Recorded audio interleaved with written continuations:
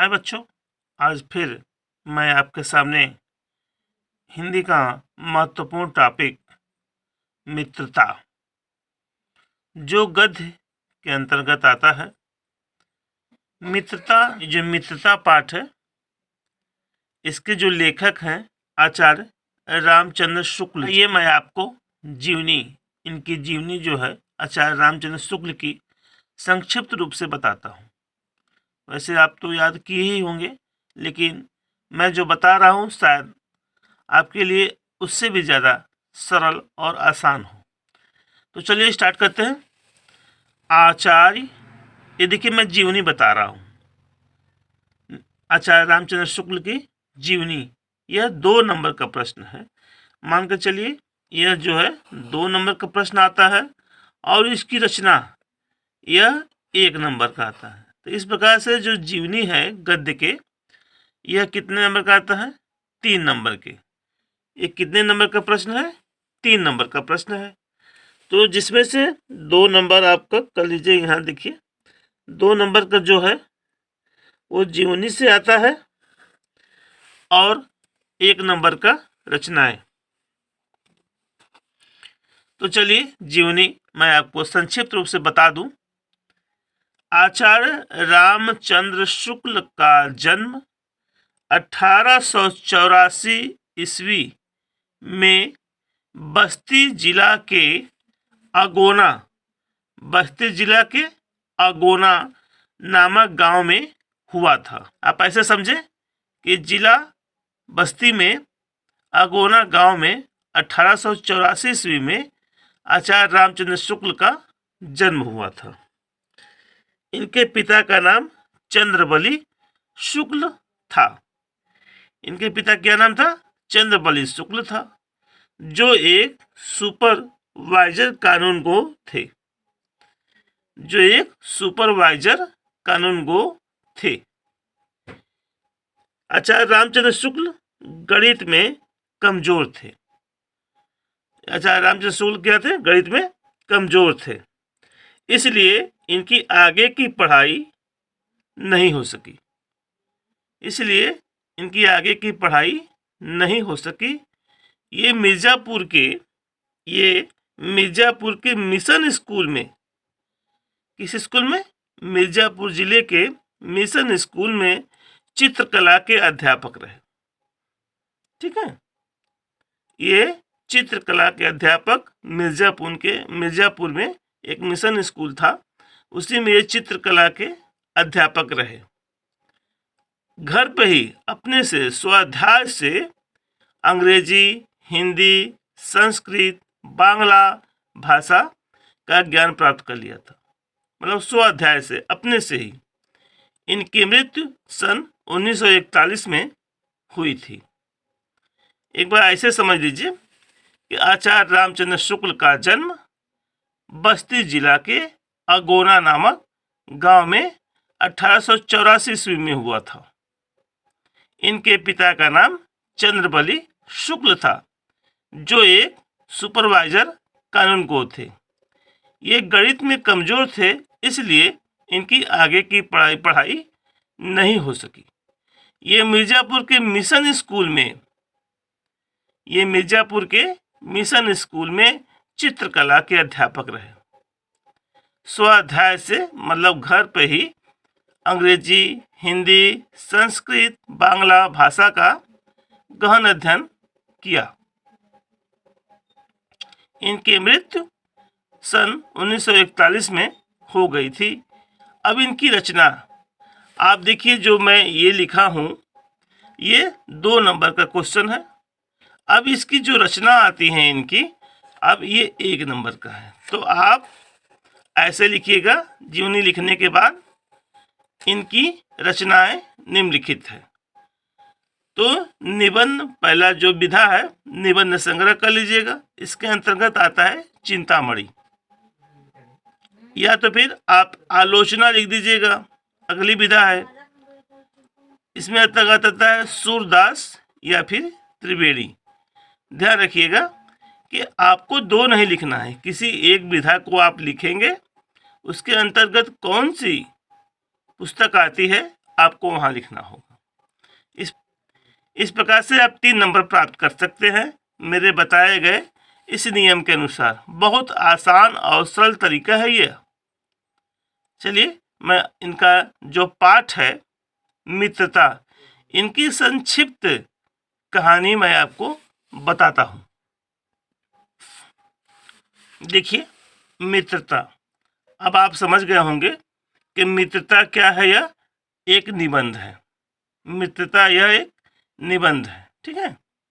तो मित्रता यह एक निबंध संग्रह है। यह क्या है? एक निबंध संग्रह है जो चिंतामणि से संकलित है। चिंतामणि से यह लिया गया, ये जो संकलन है ये चिंतामणि से लिया गया है। इस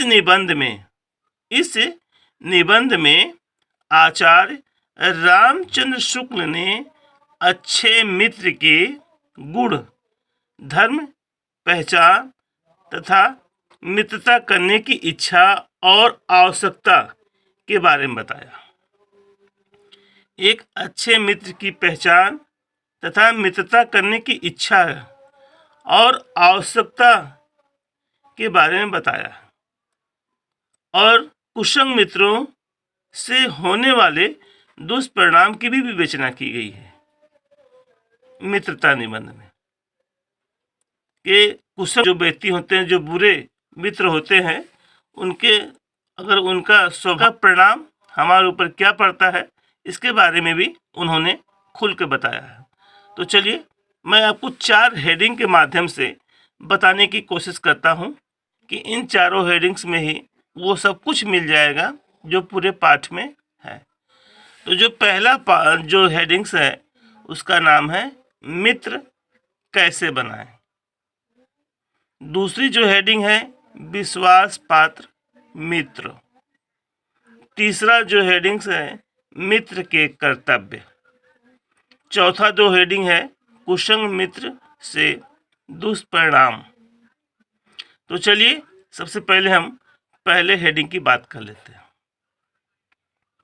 मित्र कैसे बनाएं।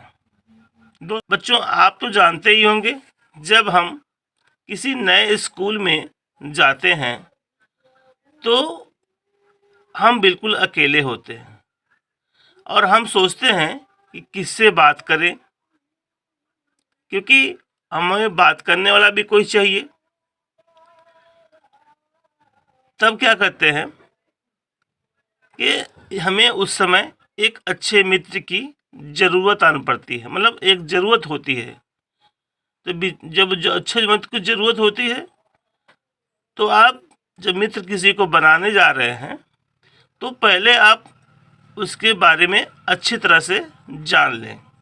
जैसे उसका व्यक्तित्व कैसा है, कहीं वो झगड़ालू स्वभाव का तो नहीं है, कहीं वह झूठ बोलने वाला लड़का तो नहीं है, वगैरह वगैरह। आप जब बाज़ार से कोई सामान लेते हैं, थोड़ी देर के लिए कपड़ा लेते हैं या फिर जूता लेते हैं या फिर आप कोई भी सामान लेते हैं, मोबाइल लेते हैं, तो उसको क्या करते हैं हम लोग, उसको खूब देखते हैं, घुमा के फिरा के चला के पहन कर देखते हैं। तो ठीक उसी प्रकार से जब आप किसी को मित्र बनाइए तो उसकी थोड़ी परीक्षा लीजिए कि आपके मित्र के लायक वह है कि नहीं। ठीक है, तो आप उसकी परीक्षा लीजिए, उसको देखिए 1-2 दिन, उसके बाद फिर आप मित्र बनाने के लिए उसे सोचें। क्योंकि मित्रता के एक कई उदाहरण आपके पास होंगे जो आप आज और कल दोनों देखे हों, सुने होंगे। कल की बात कर ले तो राम और सुग्रीव की मित्रता, दुर्योधन और कर्ण की मित्रता, कृष्ण और सुदामा की मित्रता। तो ध्यान इस बात की रखना है कि मित्र आप जब किसी को बनाने जा रहे हैं तो पहले उसका बैकग्राउंड समझ लें कैसा है, क्योंकि विश्वास पात्र मित्र से आपकी बड़ी रक्षा होती है। ऐसा मित्र अगर आपको मिल जाए, समझ लीजिए कि आपको कुबेर का खजाना मिल गया हो, जिस पर आप आँख खोलकर विश्वास कर सकते हैं। और वह एक दवा का भी काम करता है। विश्वास पात्र जो मित्र होता है ना, वह एक दवा का काम करता है। तो आप जब भी एक दूसरे को मित्र बनाएं कहीं भी, तो पहले उसका बैकग्राउंड जान लें कैसा है, उसके बाद ही उससे दोस्ती का हाथ बढ़ाएं। चलिए दूसरा जो देखते हैं, विश्वास पात्र मित्र। तो मैंने आपको बताया कि विश्वास पात्र मित्र कैसा होता है। एक औषधि का काम करता है विश्वास पात्र मित्र। जिस प्रकार से हम बीमार हों किसी चीज़ से और फिर औषधि खा लें, दवा खा लें, तो हमारा रोग ठीक हो सकता है, ठीक हो जाता है।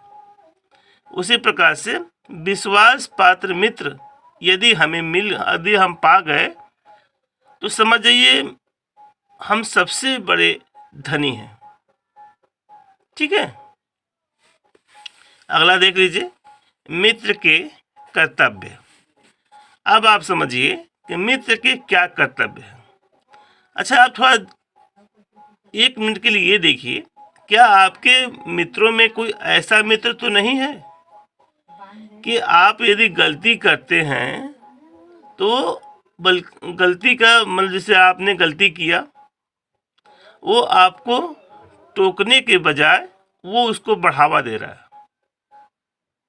मतलब आप जैसे कोई गलती कर रहे हैं, करने जा रहे हैं, हालांकि उस समय आपको तो समझ में आएगा नहीं क्या मैं गलत करने जा रहा हूँ, क्या सही करने जा रहा हूँ। लेकिन ज़रा सोचिएगा बाद में ठंडे दिमाग से कि वो जो मित्र है आपका, जो मैं गलत करने जा रहा था तो वहीं पर वो था, तो क्या वो कभी आपको रोका? तो यह बहुत ज़रूरी है, क्योंकि अगर हम कोई गलत करने जा रहे हैं आवेश में या किसी कारणवश, तो जो विश्वास पात्र मित्र होता है, जो मेरा सच्चा मित्र होता है, उसका यह धर्म बनता है कि वह मुझे रोके या उसे रोके। हमें भी ऐसा करना है। अपने मित्रता को कायम रखने के लिए अगर आपका मित्र किसी कारणवश कोई गलत काम करने जा रहा है, उसे आप रोकें, उसे समझाएं, ये मित्र का कर्तव्य है। नहीं तो आपने देखा होगा बहुत से मित्र ऐसे होते हैं कि आपकी पीठ के पीछे,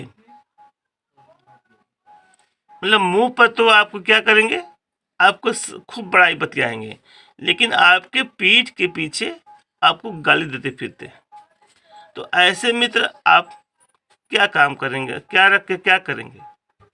जो विष के समान है। ऐसा मित्र जो आपके पीठ पीछे बुराई कर रहा और सामने खूब वाहवाही कर रहा है, तो ऐसे मित्र से हजारों कोस दूर रहिए। आचार्य रामचंद्र शुक्ल ने बहुत ही सुंदर शब्दों में आपको समझाने का यही प्रयास किए हैं कि आपका जो सहपाठी है, जो मित्र है, उसे आप जब बनाएं तो उसे ठोक बजा लें, उसे देख लें, ही देर हो, लेकिन आप जब तक उसे अच्छी तरह से समझ न लें तब तक आप उसे दोस्ती का हाथ न बढ़ाएं। और ये जो लास्ट का है, कुसंग मित्रों से दुष्परिणाम। तो जो कुसंग यानी बुरे जो मित्र होते हैं, उनके साथ अगर आप दोस्ती करते हैं तो निश्चित तौर से ऐसा आएगा कि आपको एक न एक दिन बहुत ही कष्ट दे जाएगा। क्यों? क्योंकि उसके अंदर हमेशा बुराइयां ही हैं, हर काम बुरा तरीके से करता है। और अगर आप उसके साथ में रह जाएंगे तो निश्चित है कि उसकी जो बुराई है उसका आधा से ज़्यादा आपके अंदर आ जाएगा और आप भी बुरा लगेंगे करने। इसलिए आप सब बुरे मित्रों के साथ एकदम काफ़ी दूरियां बना लीजिए। पहले उसे सुधरने का मौका दें। अगर नहीं सुधरता है तो उससे आप इतना दूरी बना लें कि उसकी परछाई भी आपके पास ना आ पाए। नहीं तो ऐसा वक्त आएगा कि वह आपको भी ले डूबेगा, आपको भी कुमार्ग पर ले जाएगा, आपसे भी गलतियां करवाएगा। तो आपको इन बातों को याद रखना होगा, ध्यान रखना होगा कि मित्रता पाठ में आचार्य रामचंद्र शुक्ल ने किन टॉपिक पर बताया है। जैसे मित्र कैसे बनाएं, विश्वास पात्र मित्र, मित्र के कर्तव्य, कुसंग मित्रों से दुष्परिणाम। ये 4 टॉपिक को मैंने ये 4 हेडिंग है जो पूरी किताब से मैं पढ़कर ये बनाया हूँ। आपको याद होगा एक कहानी में कि 2 मित्र किसी जंगल से जा रहे थे। रास्ते में भालू आ गया। एक मित्र पेड़ पर चढ़ गया,